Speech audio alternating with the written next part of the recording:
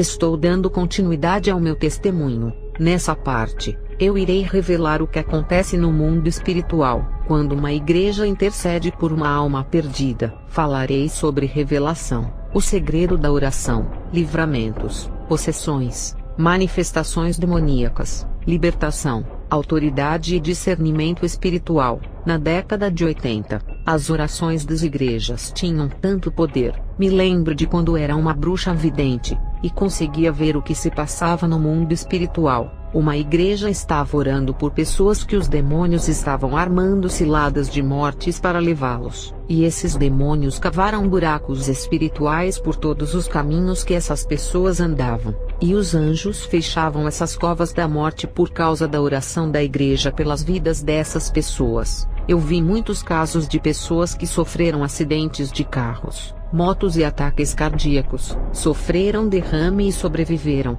pessoas que caíram de lugares altos e não morreram, algumas foram atropeladas, e outros levaram tiros e escaparam da morte, e os demônios me diziam que eram as orações das igrejas que livraram essas pessoas da morte, e Deus tinha dado uma chance para cada uma de se arrepender e aumentou os seus dias de vida na terra. Igreja, nada é sorte por escapar da morte e nem por acaso, isso é o amor de Deus por essas vidas, e o amor dos que intercedem por elas. Deus usa os seus servos para falarem com essas almas, alertando-os sobre os seus caminhos da perdição. Quando uma alma vai para o inferno, não foi por falta de aviso e nem por falta de oportunidade. Deus até tem acrescentado os dias de vidas dessas pessoas, para dar tempo de eles entregarem as suas vidas. Livramento de morte essas pessoas tiveram, ganhando mais uma chance de analisarem as suas vidas e se converterem, e desperdiçam essa oportunidade,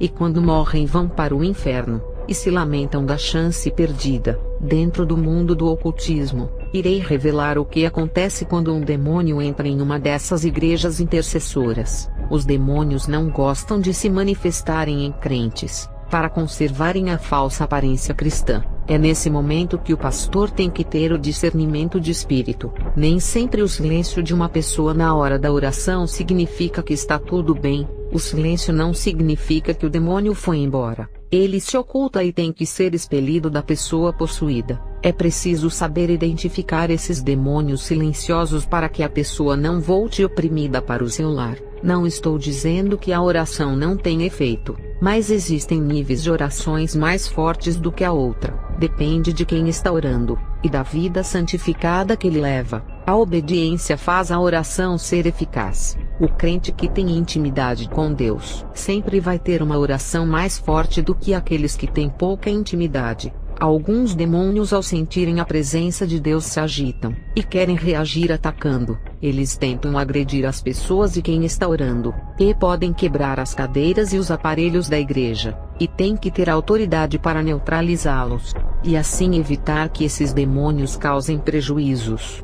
Outros demônios são mais espertos, e ficam em silêncio dentro das igrejas, passando uma imagem de que tudo está normal. E quando tem um homem de muita autoridade espiritual, eles não podem resistir. As suas resistências duram pouco tempo, e são obrigados a se manifestarem. Mateus 5 versículo 6. O homem gadareno, ao chegar perto de Jesus, não resistiu e caiu de joelhos. Jesus não os invocou e não os chamou. A legião reconheceu a sua autoridade e não se escondeu, pedindo para não mandar eles para outro lugar. A palavra de quem é ungido pode expulsar, e até mandar os demônios para qualquer lugar. Os demônios não têm força contra um homem ungido pelo próprio Deus, e são subjugados pelos homens de Deus. O nível de uma manifestação demoníaca pode indicar que a pessoa pode estar em perigo, ou que tudo está sob o controle. Tem demônio que a sua manifestação é tão forte que não mata, e tem aqueles que matam a pessoa possuída fazendo o coração parar,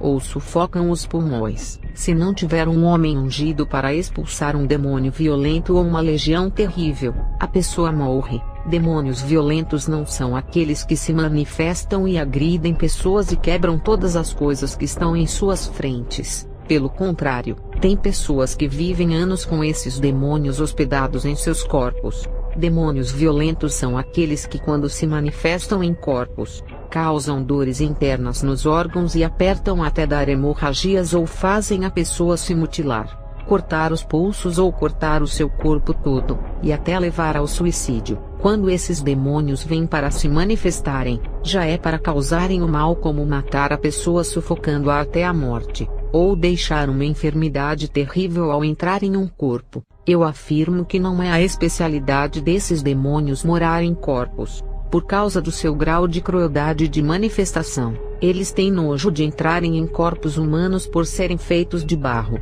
Eles se sentem tão superiores, e não gostam de passarem por essa humilhação. Essa é a razão deles entrarem em corpos só para matarem, e odeiam o rosto das pessoas por lembrarem de Deus. Eles deixam o trabalho de entrarem nos corpos para os demônios inferiores. Esses demônios não são de morar em corpos. Eles trabalham fora dos corpos juntos com os demônios hospedeiros, que são mais fracos. Esses sim, podem ficar nos corpos. Esses demônios hospedeiros só conseguem fazer alguma coisa na pessoa estando nelas para poderem controlar. Eles não têm a mesma inteligência dos outros em agir fora dos corpos. Por isso eu digo que existem graus de hierarquia, em que cada um faz o seu papel no mundo espiritual. Os demônios hospedeiros são iguais a um dono de um cachorro, que ao colocar em uma coleira conseguem dominar. Sem ela o cachorro fica livre. Eles só conseguem fazer alguma coisa dentro dos corpos das pessoas porque ali conseguem controlar.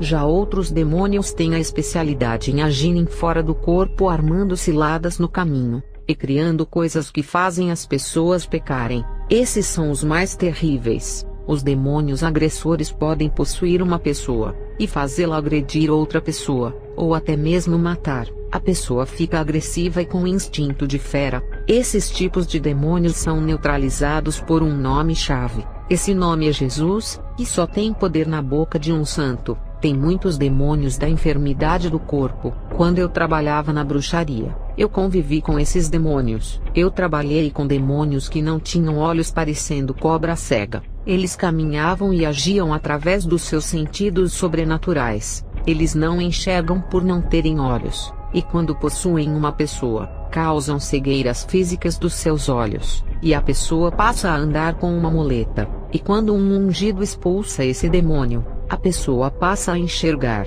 Eu convivi com demônios que não tinham bocas, e quando possuíam uma pessoa, ela perdia a voz e não conseguia mais falar, ficando muda. Esses demônios parecem aqueles espantalhos que não têm boca, e quando o ungido expulsa eles, a pessoa volta a falar. Lucas 11, versículo 14. E estava ele expulsando um demônio, o qual era mudo. E aconteceu que, saindo o demônio, o mudo falou, e maravilhou-se a multidão. Mateus 12, versículo 22. Trouxeram-lhe então um endemoninhado cego e mudo, e ele o curou, de modo que o mudo falava e via. Nem sempre são doenças naturais. Os demônios que possuem as pessoas causam isso, e se for algum demônio que tem alguma deficiência em seu corpo, ao possuir uma pessoa, passará as suas características para ela, deixando-a deficiente também. No mundo espiritual, quando dois corpos se unem e se tornam um só, isso funciona no casamento do homem com uma mulher, do cristão com Jesus, ao obedecer a palavra e viver em santidade. A presença do Espírito Santo na vida de um cristão é a prova dessa união. Isso vale quando um demônio entra no corpo através do pecado. O possuído e o possuidor passam a ser um corpo só, como um casamento, e toda a natureza demoníaca é passada para a pessoa. Toda a personalidade a pessoa herda, e se o demônio for paralítico, a pessoa possuída passa a ser por se tornar o mesmo corpo carnal. Eu já vi demônios que se arrastavam pelo chão igual a lesmas por não terem pernas, e conheci os demônios surdos que não têm ouvidos. Eles, quando possuem, deixam as pessoas surdas. Tem pastores que oram por todas as pessoas impondo as mãos, querendo que algum espírito se manifeste, e às vezes ficam procurando demônios em pessoas que não têm discernimento nenhum em saber quais são as pessoas que têm demônios, e ficam procurando em todos da igreja impondo as mãos nas cabeças. Pastores que não conseguem discernir uma pessoa que tem demônio de uma que não tem, através das presenças malignas. e o Espírito Santo não revela para ele as pessoas que têm demônio. Esses são alguns pastores que não conhecem nada de possessão. Eles forçam as manifestações e chamam os demônios invocando esses espíritos para se manifestarem. E se aquela pessoa não tem demônio, e se tiver alguma legalidade em sua vida, os demônios que são invocados através do pastor entram. O espírito maligno pode estar em outro lugar bem distante, e quando ouve alguém o invocar, ele vai ouvir e vai vir. Chamar espíritos malignos em uma igreja não é autoridade, mas invocação. Na feitiçaria as bruxas invocavam, e os espíritos malignos vinham. No espiritismo do candomblé, eles chamam e mandam embora. Isso não é autoridade. Na linha kardecista, eles invocam esses espíritos malignos e eles vêm de várias formas. No candomblé, eles se apresentam na forma de guias, e no kardecismo, eles se apresentam na forma de pessoas que já morreram. Invocar eles não é o problema, eles vêm mesmo. Até uma criança se chamar eles vêm. Olha a brincadeira que surgiu nos Estados Unidos,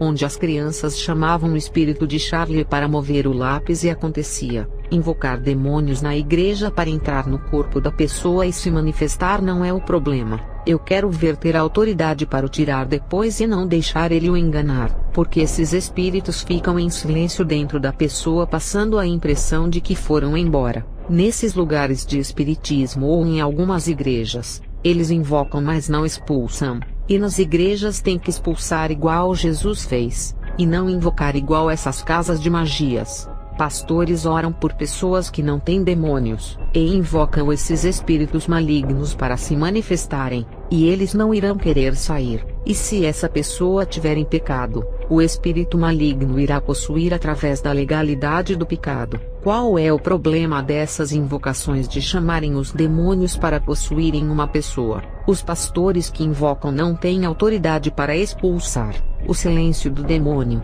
ou se a pessoa voltar à normalidade, significa que ele saiu e deixou o corpo livre. Isso é uma forma de enganar o pastor, e ele pensa que está abalando e continua com essas práticas de invocação, e o demônio ao ocupar aquele corpo vai querer morar, e só vai sair na autoridade espiritual de um homem de Deus, porque quando eles entram no corpo, gostam de assumir o controle da vida das pessoas. Invocar é fácil, expulsar é para quem tem autoridade. Chamar demônios para possuir uma pessoa na igreja, qualquer bruxa ou feiticeiro faz, mas eles não podem expulsar, e fazem um acordo para os espíritos enganadores se retirarem por um momento das pessoas, mas o domínio da vida delas está sobre as suas mãos, porque as bruxas e os bruxos não podem expulsar demônios, porque Satanás não tem o seu reino dividido, eles não podem lutar contra eles mesmos. Esse negócio de que Pai de Santo liberta as pessoas possuídas é um engano. Feiticeiros que expulsam os demônios de um corpo não existem.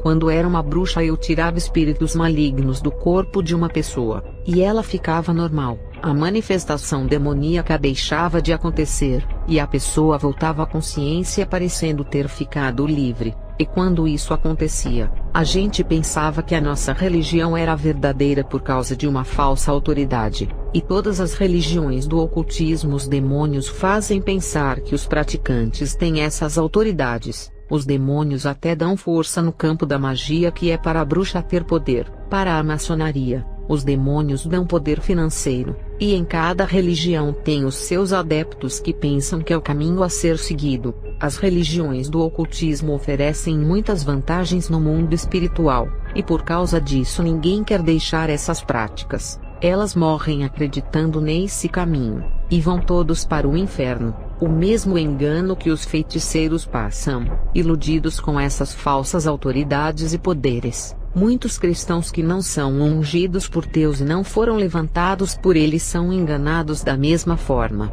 Eles vivem uma vida de qualquer jeito desagradando a Deus, e ficam invocando demônios para possuírem as pessoas que pensam que têm autoridade, e na hora de expulsar, os demônios param as manifestações e não saem, deixando a pessoa voltar ao seu estado normal, e a pessoa que não tinha demônio, ao pisar os seus pés nessas igrejas irão sair carregadas para o seu lar, e a sua vida vai piorar a partir daquele dia. por irem buscar demônios em suas vidas nos lugares errados. A culpa é das pessoas que gostam de fazer filas para pedirem orações a quem não conhecem. Cuidado com essas igrejas neopentecostais que mexem com prosperidade, quebra das maldições e sexta-feira da libertação, e das igrejas pentecostais também que mexem com libertação e o pastor não está preparado para isso, ou não foi chamado para esse trabalho. Os ungidos de Deus não ficam procurando demônios em todas as pessoas da igreja impondo as mãos.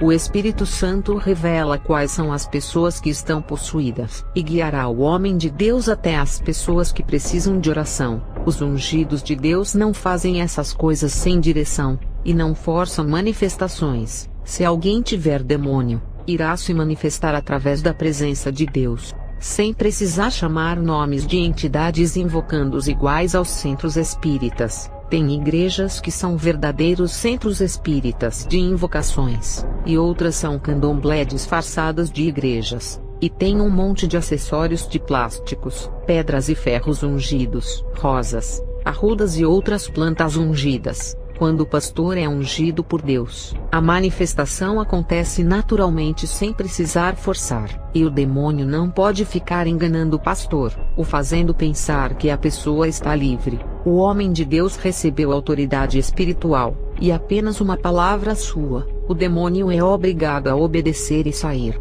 porque são submissos às autoridades espirituais de Deus, tanto angelical quanto do servo fiel. Pastores que ficam procurando demônios, eu falo, não saiam impondo as mãos sobre todos, e orando pelos membros pensando que alguém irá se manifestar. Isso irá desgastar você. E tem membros em sua igreja que vive uma vida santificada, e talvez seja o Senhor que precise da oração dessas ovelhas que têm mais comunhão com Deus do que você, e estão mais revestidos. Se não tem autoridade e ainda está no processo de preparação, não entre em confrontos espirituais com os demônios. E esse negócio de desfazer as obras de feitiçaria nos montes, nas matas ou encruzilhadas fazendo orações pelas pessoas que têm os seus nomes escritos ali, eu dou um conselho para você: se não for liberto, não entre nesse campo de batalha. Os demônios que foram envolvidos nesses trabalhos podem tocar em sua vida. Eles podem tocar em sua vida material, conjugal, sentimental ou colocar uma depressão,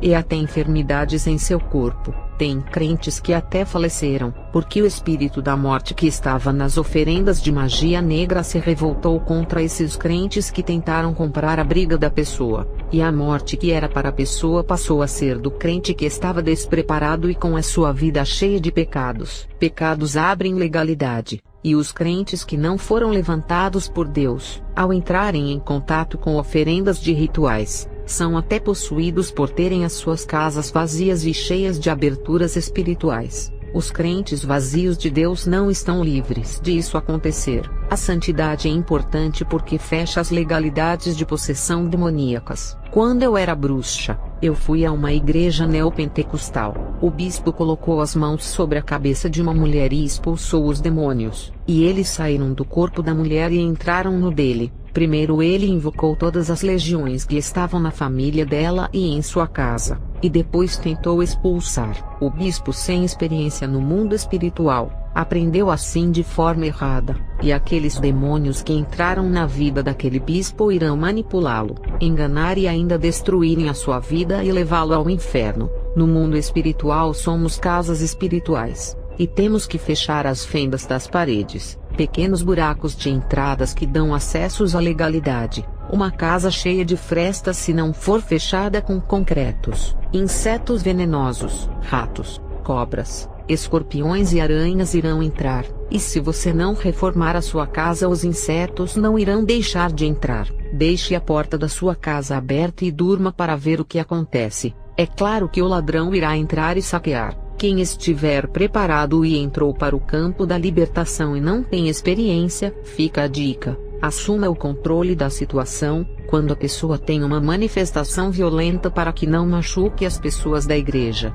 e também não deixe que o demônio que possuiu a pessoa venha machucar o corpo dela, e não tente segurar a pessoa possuída só com as forças dos seus braços. Segure com a ajuda dos obreiros. Uma palavra de poder pode neutralizar o demônio e prendê-lo dentro do corpo da pessoa. e a pessoa possuída fica sem fazer nada e não poderá machucar ninguém. O homem de Deus tem que ter autoridade sobre esses espíritos malignos. Na hora da manifestação, seja uma pessoa moderada e objetiva. Não deixe a empolgação ou seu impulso emocional humilhar a pessoa possuída, vindo a machucar o corpo dela. Você não está agredindo o demônio puxando o cabelo da pessoa, apertando seu braço e deixando-a cair ao chão, batendo a sua cabeça. Existem maneiras de atacar um espírito maligno, ferindo com a autoridade das palavras da Bíblia que sai da sua boca, e com as suas mãos que saem fogo. Não demore em expulsar os demônios que estão dentro do corpo de uma pessoa que foi manifestada. A legião pode matar,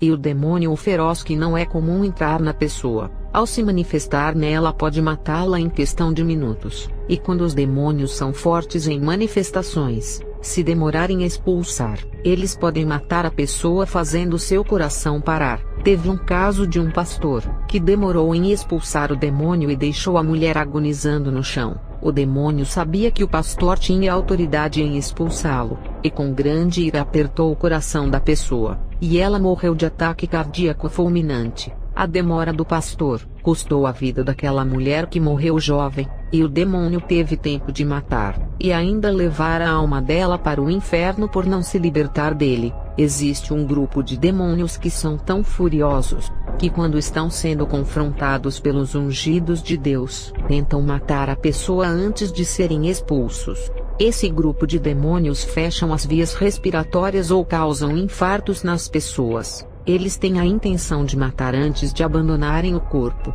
e são vingativos por serem desafiados e humilhados. Quem trabalha com libertação, precisa ser rápido e expulsar um demônio desse tipo, antes que eles causem danos no corpo da pessoa. Não são todos os demônios que são agressivos assim de matar a pessoa, depende do grupo que eles pertencem. A demora de expulsar, acaba oprimindo a pessoa que está caída ao chão. Eu já caí manifestada quando eu era bruxa e sei o que estou dizendo, mas quando tiravam os demônios de mim, senti um alívio, mas eles voltavam porque eu era bruxa e não queria me converter. A minha casa não podia ficar vazia, e os demônios entraram. Quando uma pessoa fica livre de um espírito maligno, ela tem chance de se encher da palavra de Deus, e atrair o Espírito Santo. Quando um pastor expulsou os demônios de mim, em 1994, quando eu me infiltrei em sua igreja, por um momento eu fiquei livre, mas quando saí de lá, voltei a praticar as obras de bruxaria e os demônios voltaram. Quando uma pessoa está possessa e o demônio se manifestar, não agrida a pessoa e não a faça de palhaça expondo a fazer um monte de coisas na igreja. Tem pastores que mandam o demônio dançar funk, fazer pose sensual e ainda deixar acusar os membros da igreja. Não precisa fazer todo esse teatro na igreja, porque o povo que é espiritual já sabe que os demônios fazem tudo isso.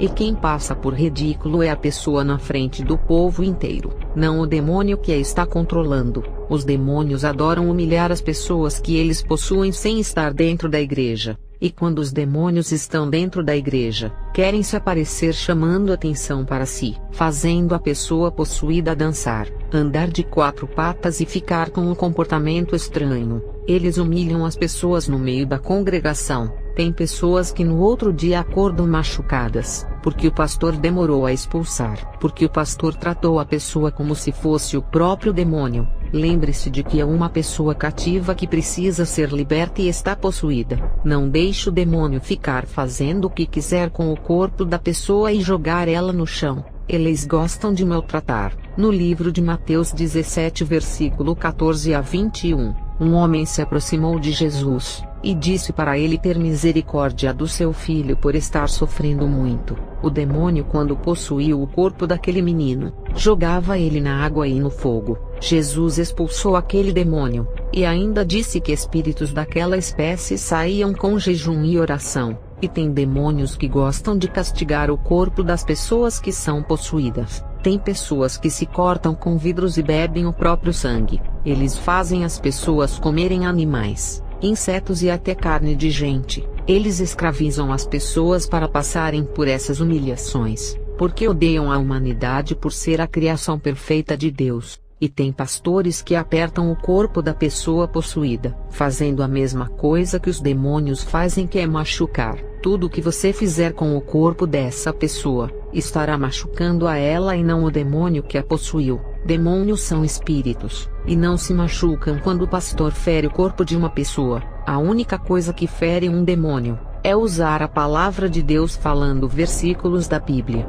A palavra de Deus é uma espada que fere qualquer espírito maligno, e tem pastores que deixam os demônios fazerem aquele teatro com a pessoa, e ainda gravam em vídeo e colocam no YouTube, e quem vai ficar alegre é o demônio que gosta de se aparecer, e deixa o seu teatro famoso na internet. E o que a pessoa possuída irá ganhar com isso? A sua humilhação nas redes sociais. Eu não trabalho com libertação, mas conheço essa área, porque quando eu era bruxa, eu confrontei muitos pastores que trabalhavam com libertação. Eu, por conhecer o mundo espiritual, tive muito entendimento nessa área de libertação. Eu não sou dessa área, mas no começo de minha conversão, eu conheci um grupo de irmãs que trabalhavam nessa área. Essas mulheres faziam coisas que nenhum homem fazia, mulheres valentes que Deus levantou. Quando faltavam homens para a obra de Deus ou não tinha crente santificado, Deus levantou mulheres provando que não faz diferença entre o masculino e o feminino.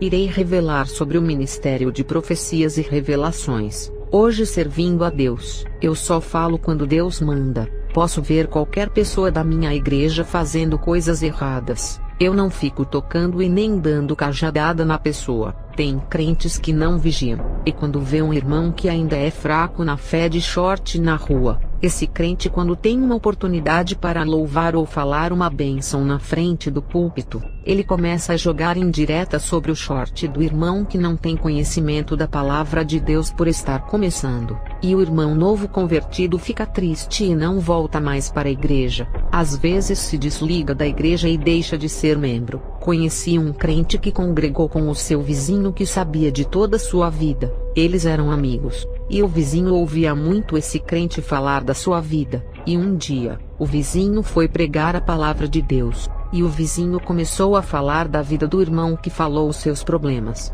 E ele pegou a parte negativa desse irmão e usou versículos para repreendê-lo. A igreja pensou que era uma pregação normal, e o irmão que considerava sua amizade saiu muito triste da igreja ao ouvir a sua vida sendo falada no púlpito e se desviou. Esse irmão ficou 2 anos sem congregar, não pisou os pés em nenhuma igreja. Um dia, ele sentiu saudades do seu ministério e foi visitar, e no outro dia, ele estava bebendo no bar e o povo da igreja passaram às 18 horas e viram ele. O povo pensou que ele iria retornar à igreja, e quando viram no bar, a fofoca e falatórios saíram deles, e ele ouviu todos os comentários negativos ao seu respeito vindo do povo da igreja. E esse rapaz, que tinha planos de se reconciliar na outra semana e voltar a ser membro da igreja que ele saiu, esse rapaz ficou tão irado que nunca mais pisou os seus pés na igreja, e o seu desejo de se tornar um pregador desapareceu.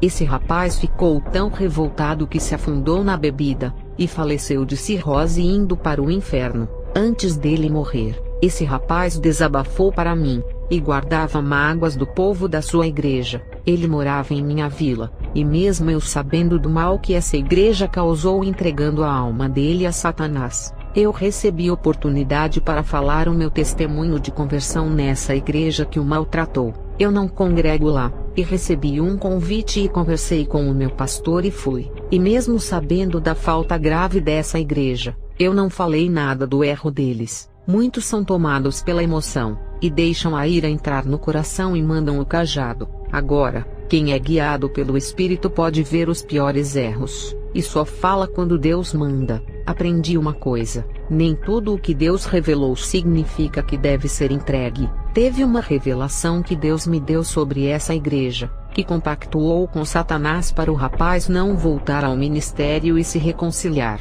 A revelação foi que esse rapaz estava se afundando em areia movediça, e os crentes passavam perto dele, ignoravam os seus gritos de socorro e atiravam pedras nele, e quem tentava pegar nas mãos dele e puxá-lo daquela areia movediça, eram os ímpios que tentavam puxá-lo dali, e foram vários conselhos bons que deram. Isso foi mostrado em visão. E quando abri a palavra, saiu na passagem do bom samaritano, que relata que ninguém da casa de Israel teve coragem de cuidar do homem ferido. Eles passavam perto do moribundo e ignoravam a sua dor. E o bom samaritano, que não conhecia as leis de Deus e não era da casa de Israel, foi o único que parou no meio do caminho e cuidou do homem ferido. Mesmo Deus me revelando, ele disse: Não é o tempo de entregar essa revelação. No tempo certo irá falar. Porque se entregar agora, eles irão pensar que está revoltada com a morte do rapaz e está irada com eles. E quando se passou 1 ano da morte do rapaz, a igreja a tinha esquecido, e Deus me mandou visitar lá, e ao receber uma oportunidade, eu passei a revelação e muitos choraram porque sabiam da gravidade que fizeram, e hoje as igrejas estão piores. O povo julga muito, e acusa os que estão fracos, mas na hora de abraçar a causa e cuidar das feridas não fazem. A estratégia de trazer para a igreja é recuperar a alma, e tem aqueles que não querem recuperar ninguém. Agora, meter a língua todos fazem, e acabam de matar espiritualmente de vez a pessoa. E se a pessoa tinha um pequeno desejo no coração de retornar à igreja, aquele desejo morre com as pedradas. Já teve revelações e profecias negativas que se eu entregasse para alguém, iria causar confusões. Deus me revelou da traição de um pastor que não era fiel à sua esposa. Se eu falasse para ele, iria tentar me matar, porque iria temer que eu destruísse o seu ministério pastoral. Se eu falasse para sua esposa, iria discutir feio com o pastor, deixando-o com ódio que acabaria matando a sua mulher. O Senhor me mostrou o resultado final desse desfecho. Eu chamei de profecia da morte. O coração do pastor era de fera, e não iria entender que Deus estava cobrando santidade na sua vida conjugal. E Deus falou assim: Guarda para você essa profecia, e somente ore pelo casal. Nem tudo é para ser entregue, e tem crentes que entregam e causam confusão, recebem a revelação, e não perguntam para Deus se podem falar ou não, e já chegam direto na pessoa e passam. Deus me proibiu de orar por um homem enfermo para ele receber a cura. Esse homem estava de cama por sofrer uma paralisia nas pernas por causa de um acidente de moto, e os familiares me chamaram para eu orar, e Deus disse: Não vá, porque não irei curá-lo. Eu perguntei ao Senhor o porquê ele não queria curar aquele homem e o levantar daquela cama, e o Senhor me disse: Eu quero curar a alma dele que é maligna. Ele não quer se converter de suas maldades e não irá me agradecer pela cura. Se ele se levantar daquela cama, irá matar um homem inocente, e a morte desse homem causará dor em sua família, e ele deixará 3 filhos ainda crianças que no futuro, com a morte do seu pai, irão crescer revoltados. Um deles irá cair no vício da bebida alcoólica, e outro irá se tornar traficante,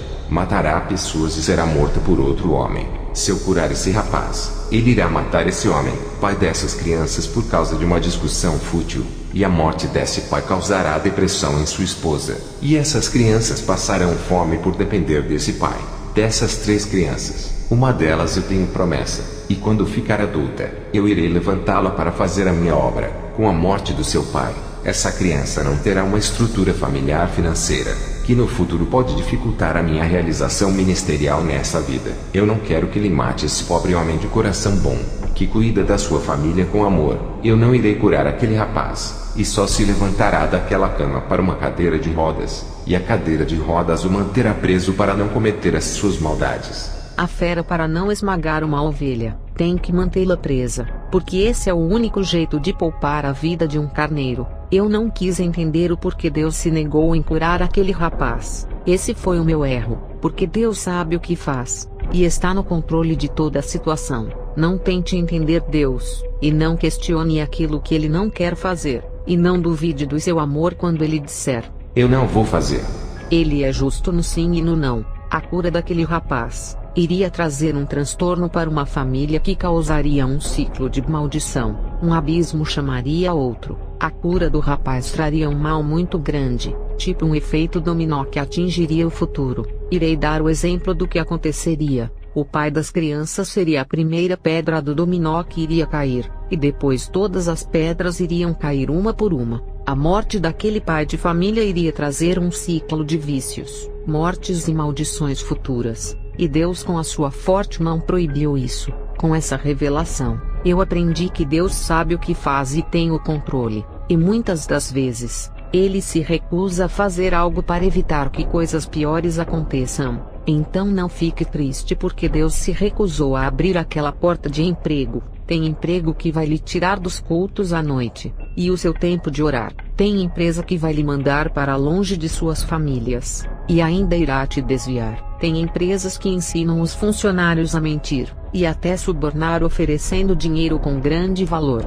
e até os patrões oferecem cargos altos com um salário alto para corromper o seu coração. Não fique triste quando Deus disser não para você. Se ele se recusa em dar aquela esposa ou esposo que tanto pediu a Deus, ele olha lá na frente e vê que o casamento vai ser uma guerra, um irá causar dor no outro, e terá sofrimento. Ele enxerga o divórcio lá na frente, traição do casal e uma família sem estrutura, e as crianças morando com a mãe, sem ter o amor do seu pai ao lado que deixou a família. Quando Deus disser que não irá te dar isso, aprenda a compreender a sua vontade, porque ele sabe o que é melhor para você. A respeito dele não ter curado o rapaz, saiba que ele tem o prazer de curar as pessoas, e deixou os dons do Espírito Santo para serem usados em benefício das pessoas. O dom da cura, ele deixou para curar os doentes. O Senhor presenteou a igreja com os seus dons, e teve algumas vezes que eu orei a Deus pedindo uma bênção,